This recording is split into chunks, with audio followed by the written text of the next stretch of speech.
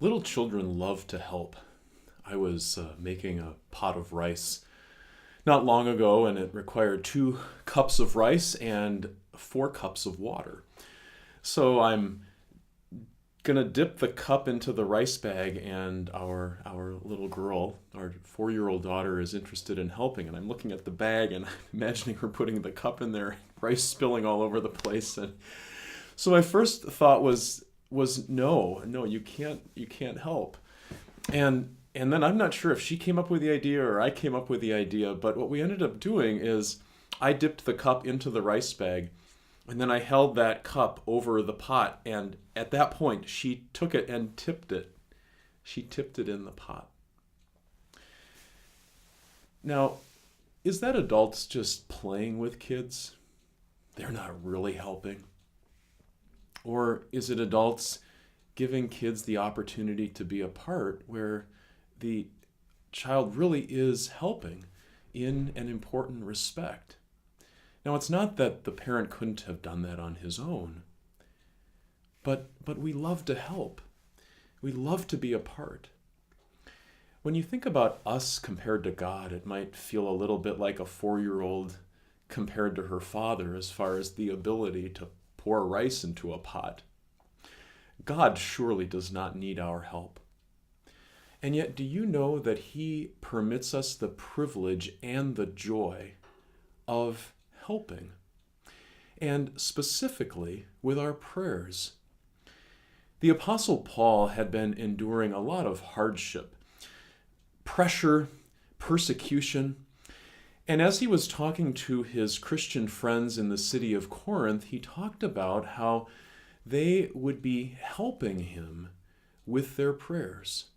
That as he was looking forward to God bringing a great blessing, even in the face of difficulty, that he had a certain expectation that God was going to bring this all to a proper and happy conclusion.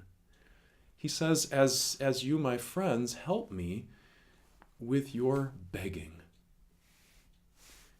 Our prayers help.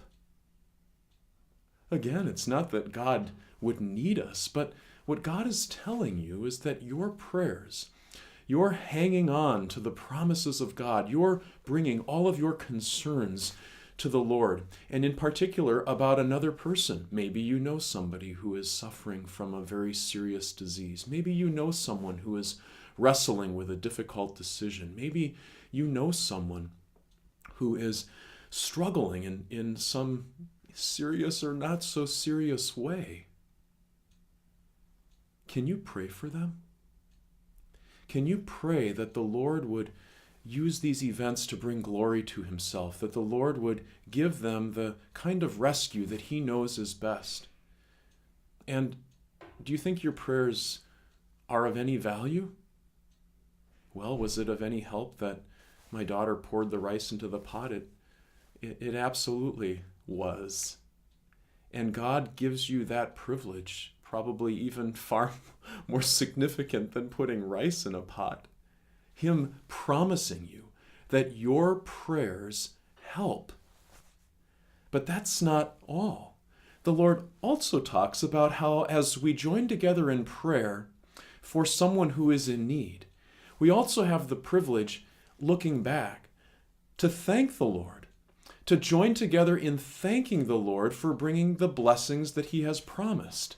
So as more people join to help in prayer, that also means in the end that more people join to give thanks in prayer. And what does that mean?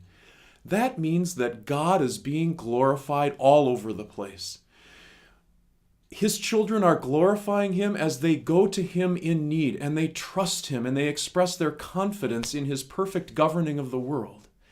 And His children bring glory to Him as, after God does exactly what He has promised, they praise His name. Does the Lord allow you the privilege of helping? Absolutely. And when you're done, you also get the joy of having a big smile on your face that gives thanks to God for all of His goodness.